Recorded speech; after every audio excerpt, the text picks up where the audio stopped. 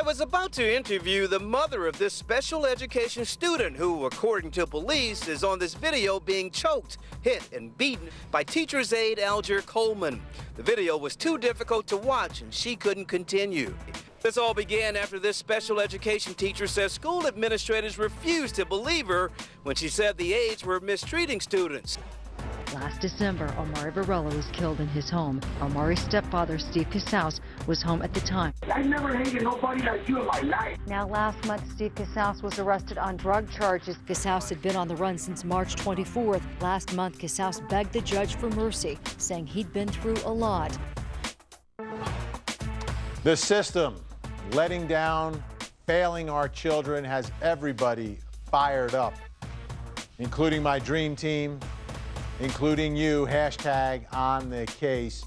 And two stories we talked about this week. Little Omari, really let down by social workers, family services, and police. And then you've got these student aid, this other students, special ed students who were let down by their teachers' aides and by some administrators at the school who were looking the other way.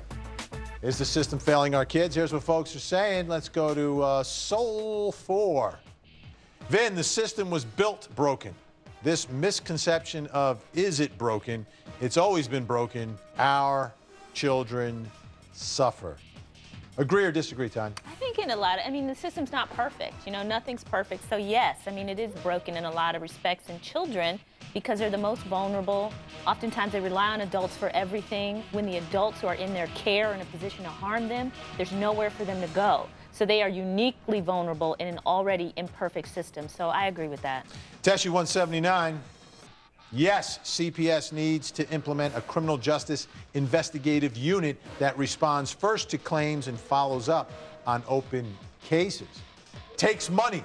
Yep. But that's a great idea. I think it's a great idea. But we've talked about before, Vinny, where do the cities always cut when they want to make budget cuts? They go to, Child Protective Services. And that's not the place to start cutting. All right. Lady NASCAR fan, 14. Vinny, heck yes, the system in many states are broken and the kids are the ones paying the price. And that's really the problem with all this, Darren, right? We're talking about who the system needs to protect the most, because children generally protected by their parents, number one. But when they don't have that protection, it's the system that has to jump in there, and it's tough.